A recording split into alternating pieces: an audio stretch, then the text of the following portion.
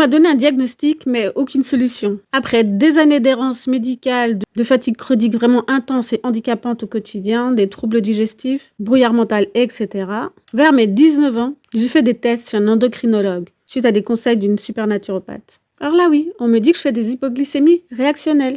Et là j'ai pleuré, j'étais soulagée. Ça peut vous paraître bizarre, mais j'avais enfin un nom sur ce que je ressentais. J'étais pas folle, c'était pas dans ma tête, c'était bien quelque chose. Mais ce soulagement était de courte durée, parce qu'après le diagnostic, il n'y a rien eu. On m'a pas expliqué ce que j'avais, pourquoi. Alors je suis repartie de là, sans accompagnement, sans savoir ce que je devais faire pour changer ça. Pas d'explication approfondie, pas de plan d'action, rien du tout. 19 ans.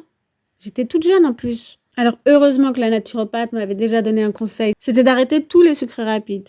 Donc ça m'a aidé énormément. J'ai pu retrouver de l'énergie, j'avais moins de coups de pompe, je retrouvais un cerveau qui fonctionnait un peu mieux. Mais ça ne suffisait pas. Alors oui, j'étais contente parce qu'avant, j'étais épuisée dès le matin, j'avais des envies de grignotage toute la journée, je me shootais avec des paquets de bonbons géants et autres. Trop de mémoire, irritabilité, changement d'humeur, sensation de malaise, réveil vraiment difficile. Un corps lourd, trop lourd à porter. Comme je l'ai déjà dit, je pouvais plus porter mes bras et mes jambes. Je m'endormais partout, tout le temps. Je me sentais vraiment mourir. Alors oui, arrêter le sucre, ça m'a aidé, comme je l'ai dit. J'ai tenu 1 an comme ça. Mais vraiment, je regardais tous les composants, j'avais vidé les placards, toutes les étiquettes, c'était vraiment strict. Et là, je me sentais enfin revivre. Le problème, ça a été qu'après, j'ai subi de nouveau un très gros choc émotionnel. Ça a été vraiment dur. Et là, j'ai recraqué une fois. Et ça a été la fois de trop. J'ai repris du sucre. Et puis ma vie a recommencé comme avant.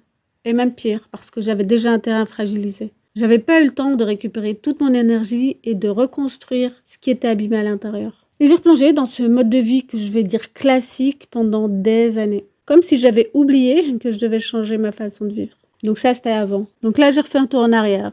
Mais là, quand j'ai commencé à accompagner des femmes, à les voir en conférence aussi, j'étais frappée par quelque chose. Je retrouvais ces signes partout. Des entrepreneuses, des mamans, même des salariés, des personnes qui pensaient simplement être fatiguées. Et très souvent, elles n'avaient jamais exploré la piste de leur alimentation en arrêtant réellement le sucre, les produits industriels, etc.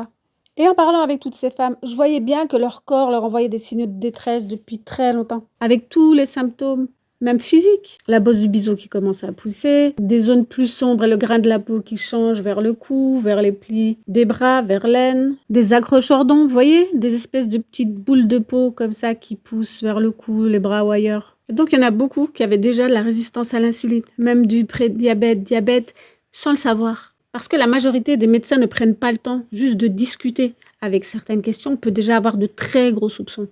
Et ça peut changer des vies. Parce que oui, je suis sortie du diabète de type 2, ainsi que d'un pré-cancer de l'estomac. Et je ne suis pas la seule. En changeant mon alimentation et ma façon de vivre. Et c'est exactement ce qui se reproduit avec les femmes qui ont commencé à changer aussi. Elles ont retrouvé leur joie de vivre, plus d'énergie, plus d'entrain et même la perte de poids. Parce que oui, lorsqu'un corps n'est plus enflammé constamment, il peut se réguler, il est plus en mode survie. Alors évidemment, lorsque j'accompagne, je travaille aussi sur les émotions, le mental, le sommeil, parce que tout ça rentre en compte pour réussir à changer et pour aller mieux.